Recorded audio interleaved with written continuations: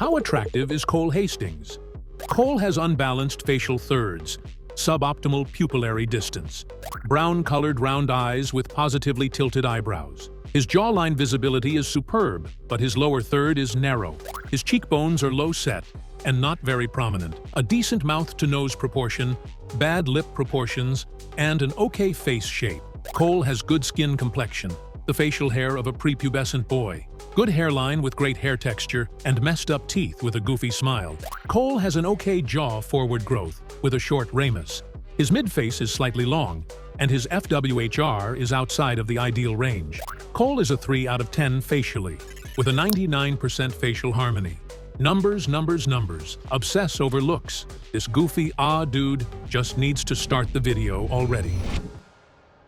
That was what a typical looksmaxxing face rating sounds like. If you aren't fortunate enough to have access to an AI text-to-speech service that makes it seem like someone else rated your face so you can prove to your friends that you're not actually ugly, you'll be happy to know that these types of services are offered on websites run by content creators. Look at that! Only $64 for a face rating, analysis, looksmaxxing, and chatification. The goal? To mog as many people as possible, or in other words, appear as physically attractive as you can when comparing yourself to others. How did we get here? The global beauty industry market size is around $600 billion and is only estimated to grow in the coming decades. The measures now being taken to live as long as possible and look as youthful as you can are frightening. And to me, all of this signals one thing. Looks matter now more than ever. So let's dive into the understandable but often depressing world of looksmaxxing and how this trend might negatively impact the future of society. If the intro left things a little ambiguous for you, allow me to give you a formal definition. Looksmaxxing is the process of improving one's physical appearance as much as possible through various methods, ranging from minor things like skincare all the way to intense cosmetic surgery. Now, the maxing part of looksmaxxing has turned into more of a meme than anything, spawning terms like money maxing, jelqmaxxing, or my personal favorite, dinner maxing. And because a lot of people first hear of looksmaxxing from memes like this, they don't take it seriously and usually just see it as a joke. But for some young people on the internet, looksmaxxing is the difference between continuing to live on and pulling the plug on yourself, otherwise known as rope maxing. And this is where looksmaxxing can turn very, very dark. Thanks to the internet, it's becoming all the more apparent of these two undeniable facts. Looks matter, and pretty privilege exists. Quove Studio, a popular YouTube channel dedicated to studying physical attractiveness through anthropology and cognitive psychology, has gone over many different studies that prove just how much these statements are true. 1. Hamimesh et al. Found that attractive individuals tend to earn 3 to 4% more than their less attractive counterparts, a phenomenon known as the beauty premium in economics. 2. In politics, attractive candidates typically receive 20% more votes than less attractive opponents. 3. Attractive people are more likely to be perceived as intelligent, even when there's no correlation between appearance and actual intelligence.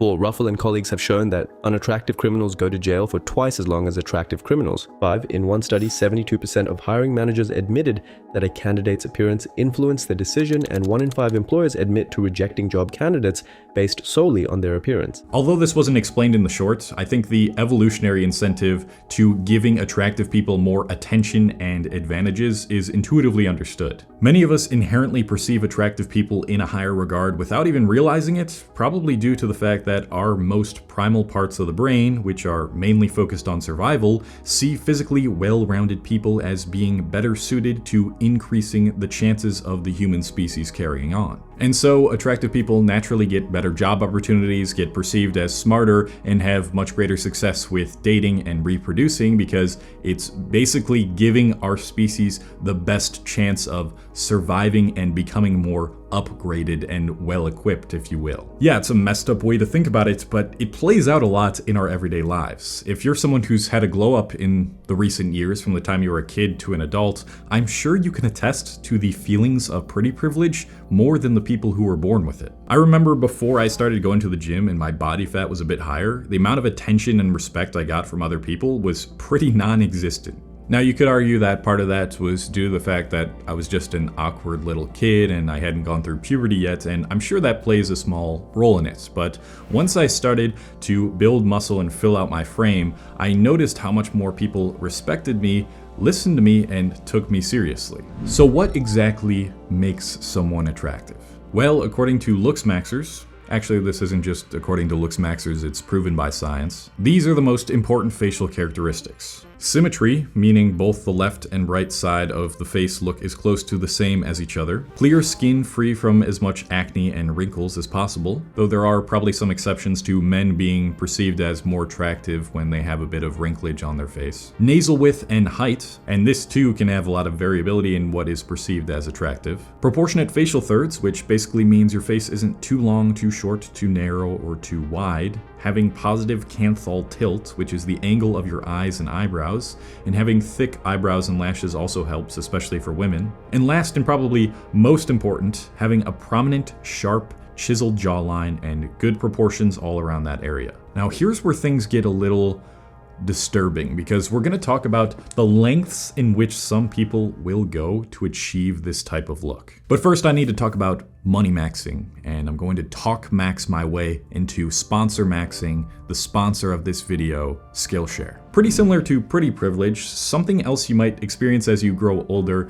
is how much more people respect you when you develop a competent, useful skill set that generates you a full-time income. I know a lot of you guys don't want to work a soulless corporate job for the rest of your life, only to be told by boomers that you're lazy when they bought their houses for a pile of berries. So if you're in that sort of situation, then Skillshare can really help. Skillshare is the largest online learning community for creatives with thousands of classes in a bunch of different creative categories. If you aren't sure where to start, Skillshare now has learning paths which consist of hand-picked classes meant to be taken in order. Personally, if I were to start my YouTube channel again, which is now my full-time job, I would have loved a learning path like Discover DaVinci Resolve for video and sound editing. DaVinci Resolve right now is one of, if not the best video editing platform, and learning this skill is incredibly lucrative if you want to be a content creator or edit videos for someone else. But if video editing isn't your thing, there's thousands of other classes you can take led by industry pros across film, illustration, design, freelance, productivity, and much more. So if you're interested in deepening your skills in things that will make the ever-looming problem of inflation a little less daunting and pursuing fulfilling creative work,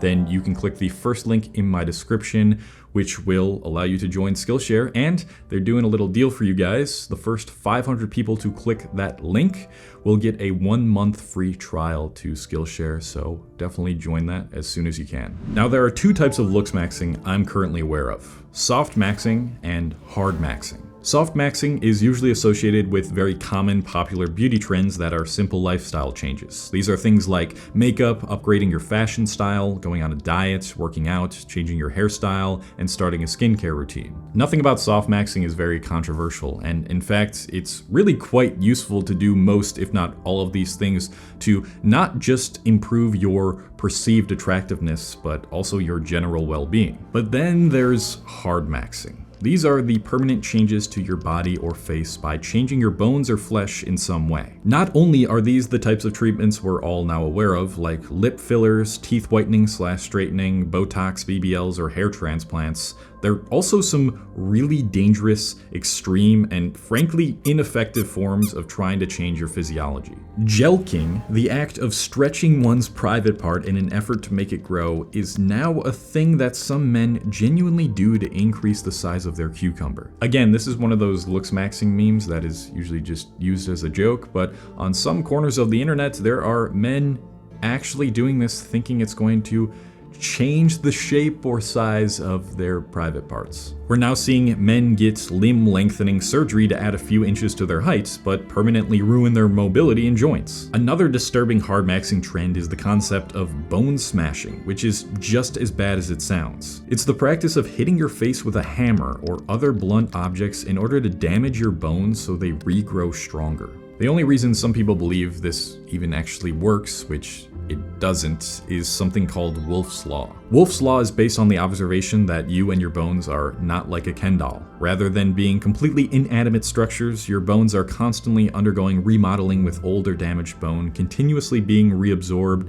and replaced by newly laid bone. Applying mechanical force or physical stress to your bones can actually increase the rate that such remodeling occurs, and in the process result in stronger, thicker bones. While this is actually true of things like resistance training, which has been scientifically proven to improve bone density, consistently bashing your face in with a hammer has absolutely zero evidence to support it working. Other potentially dangerous forms of hardmaxxing include taking steroids, removing ribs for a more sculpted waist, starvemaxxing, which encourages extreme dieting and eating disorders, and even whitemaxxing, which, as the name suggests, is using certain creams to appear more white. Because according to many heavy black-pilled looksmaxxers, white people are objectively better looking than any other race. But perhaps the most famous trend of trying to change your facial structure permanently right now is mewing, and because it's so popular, I want to spend a little bit more time digging deeper into it.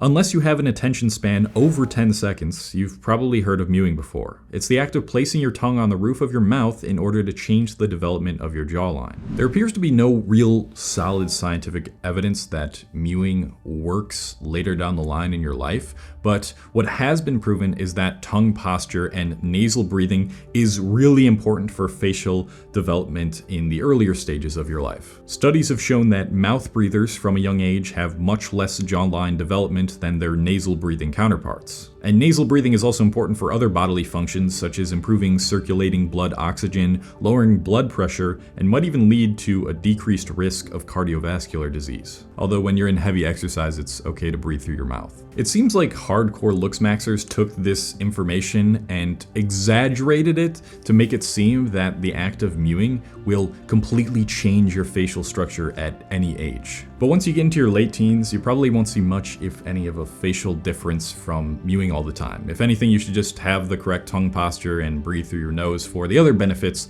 that I mentioned. You know what's really going to change the look of your jawline? Lowering your body fat percentage and eating a good whole foods diet. So you can stop chewing that mastic gum that claims it's growing your jaw muscles and it's going to change the way your jaw looks, and you can stop clenching your jaw at every second of the day, not breaking your mewing streak, going like, because yeah, it's probably not going to do anything, especially if you're an adult. It's easy to look at all this and say to yourself, what the hell is wrong with these people? But before you decide to put all the blame on looksmaxxers' insecurities and own decisions, I think you really need to immerse yourself into their world. And what better way to do that than to venture over to the looksmaxxing forum, looksmaxx.org. By the way, I just want to give a quick thanks to Kidology and her video on looksmaxxing for making me aware of this website. On the forum, you can start discussions in the categories of looksmaxxing, money making, and even get ratings from other members. Now, when I first peered into this forum and started scrolling, I felt like an old person trying to understand Gen Z slang on social media. Like this post titled, "Hardmaxxing for Muslim Cells." I'm a Muslim cell, so I can't get any surgeries, but fillers, injections, and pretty much anything other than a surgery is allowed. What procedures do you recommend for hardmaxxing without surgery? At the moment, I'm thinking MSE for jaw, veneers, cheeks filler, lip filler, Kybella injection to burn face fat, maybe Zygos filler. One of the members responded by saying, either cope with your r-slur ass religion and pull some bitches in heaven, or hardmaxx and ascend IRL, your choice. Another member responded, doesn't matter, there are plenty of muzzy that get those things and more. Rhino, BBL, lipo, breast implants, etc. You think they care? Hoflation is real, so do what you have to do to even the playing field. Rules don't matter anymore, just winning does. Some other posts that reveal the theme of looksmaxx.org are, should I lie to get on Accutane? How to chew max without looking like a bloated chipmunk? Will I inherit my father's zygomatic lateral growth? And last but certainly not least, the ultimate penis-size encyclopedia, the final pill, the truth revealed. But what might be the most emotionally jarring category of them all is the ratings. On this subthread, you can share photos of yourself and get ratings from other members, offer advice to improve, and what category of attractiveness you fit in. Some posts appear to be quite calm and civil in the replies, like this one, rate me and share some advice/tips. Low/HTN. Which translates to high-tier normie. This is basically a looksmaxxer's way of saying that you're slightly above average looking. Normie, low-tier normie could be mid-tier normie at best. Strong, low-tier normie, looks reminiscent of Andrew Tate. But other posts are not as lucky, such as this one by a 17-year-old asking for a side face rating. Just rope at this point, the first comment says, meaning the person should unalive themselves. While the user later indicates they were joking, it isn't uncommon for users to give direct insults, telling people to unalive themselves instead of giving constructive criticism. And as a young teenager on these forums, you can only imagine what that is doing to their mental health. I also often discovered a lot of users posting their photos to get rated that were very clearly edited using a filter or face morphing app, which signals to me that they're afraid of what these forums would say if they showed their true faces and are ashamed of what they really look like. But the strangest thing I found amongst all the racism, hate, and negativity was the fact that a lot of these users appear to be self-aware enough to the point where they know that spending time on this forum is not good for them. You look above average for your age and race, and you'll look way better at 18 when you fully develop. Just don't starve yourself and stop wasting your time on shitty forums on the internet. Go out with friends in the park, study, read non-academic books, sit with parents. Dude, 14 years old is too young. Don't fall into this crap at this young age. I regret it myself. When you really understand what's going on here, you have to have some sympathy for these guys. Like, imagine you're a young, impressionable teen with no father figure or parental role model who has unlimited access to the internet. You often get ridiculed or bullied for your looks. Then you discover the world of looksmaxxing and the potential of mogging, attracting the opposite sex, and getting more respect starts to become a possibility. So you consume endlessly, trying all these different beauty hacks or solutions, obsessing over the way you look until eventually you reach a forum like this and get advice. And even though you know deep down none of this shit is really good for you, you just can't stop because you are so unsatisfied with yourself. Your insecurities are being fed on with each new post you consume. For people like this, it's really not just as simple as saying, oh, just stop caring about it and take care of yourself and be confident, bro. These people feel like if they're not engaged in this world and they're not doing this constantly trying to improve their looks, then there will be little to no reason to live. Because in a world that values external appearances and beauty over everything, then you need to do this in order to survive. And I'm sure if you're a woman, you can heavily relate to this too. While most of men's value from society is derived from our usefulness and competency, for women, most of their value in society is derived from their beauty. Although those narratives are changing a bit now, it's very clear that beauty standards are becoming increasingly more unrealistic. We're in an era of mass beauty inflation, where we're constantly being bombarded with images of people with edited faces and filters to make them look way more attractive than they actually are in real life, which then, in turn, leads all of us to increase our standards. And this is something I briefly touched upon in my Gender Wars video, which is the fact that what was once considered beautiful for the average person is now just really average, especially for those deep into looksmaxxing. All these enhancements and pills and supplements to change our physique and cut corners to get fit or more curvy without little to any work makes people with really great physiques and faces feel like they're terribly below average. Body dysmorphia is rampant in looksmaxxing and fitness communities because you're constantly seeing these photos and videos of these influencers in their 1% state. It's their idealized, perfect version of them that doesn't even actually exist in real life. That state of them doesn't even really exist. A great example of this is just how much I can change the way my physique looks in photos. In this first picture, this is right after I had a workout, it's in good lighting, I have a pump, and I'm flexing really hard. And in this second photo, it's just me as I look in everyday life in not so great lighting. Look, I don't think we're ever gonna live in a world where pretty privilege is completely eradicated and young people of any gender don't feel insecure about their looks, but we have to start asking ourselves how ethical these extreme portrayals of beauty are. For a while, certain face filters were banned on Instagram in the state of Texas, and honestly, I think that's not a bad first approach to increasing the friction between us and posting things that aren't an accurate depiction of what we actually look like. We really need to set restrictions on these things that are so detached from the real world and have more creators show the vulnerable, real sides of themselves, even if that results in a lot of hate and criticism from people who think you need to fit in with the conventional standards of beauty. And the more that you step away from this stuff, the more you start to realize how much variation there is within the population for what could be considered attractive or beautiful. Even if you do real scientifically backed research on this stuff, like the types of videos Clove Studio has made, you'll find out that even the science states there's a lot of variations amongst good-looking faces. All of these perfect jaw angles and proportions and fucking canthal tilts with your eyebrows could not possibly take into account every single thing that makes a person attractive and respective, and it's such a superficial way to go about things. Do these things usually talked about matter when determining if someone is objectively good looking? Yes, of course, but having to fit one singular standard of beauty and obsessing over it to the point where you take measures as extreme as people in the looksmaxxing community do is totally unnecessary and will only lead you to self-hate and harm. And I'm not saying you should not strive to take care of yourself and improve your attractiveness. When you start sleeping 7 to 9 hours a night and take care of your skin and eat well, lose body fat up to a certain point, and get a haircut that fits your face, you absolutely will start being treated better. I can even side with this comment of this dude who spent $4,000 on a hair transplant and had women start flirting with him and people respecting him more because of it. That's amazing, and good for him for pursuing that. But like most things, it becomes a problem when you take it to the extreme. When you try to rigorously change what you cannot control, worry about whether you have hunter eyes or prey eyes, if you're mewing enough, chewing enough mastic gum, and if your nose is too big or too small, you never accept yourself and obsess over your looks as much as someone with an eating disorder obsesses over how much food they put into their body.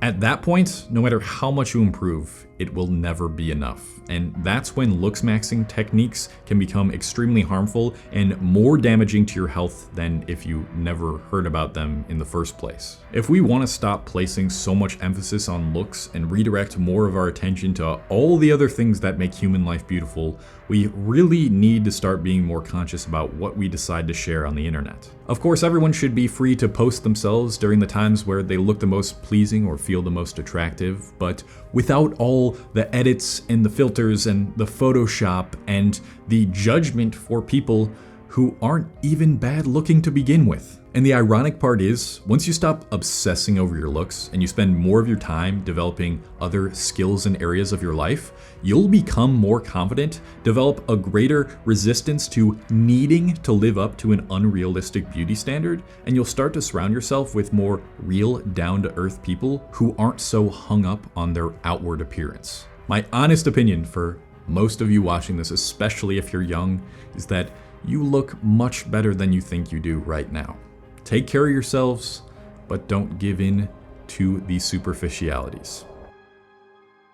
Thank you very much for watching. If you want to talk about self-improvement in a balanced, nuanced way, then you can check out my free self-improvement community. The link is in the description to that. And if you enjoyed this video, you'll probably like my video on the gender wars and why men and women are so divided right now. So go check that out. Thank you very much for watching this video till the end. Peace.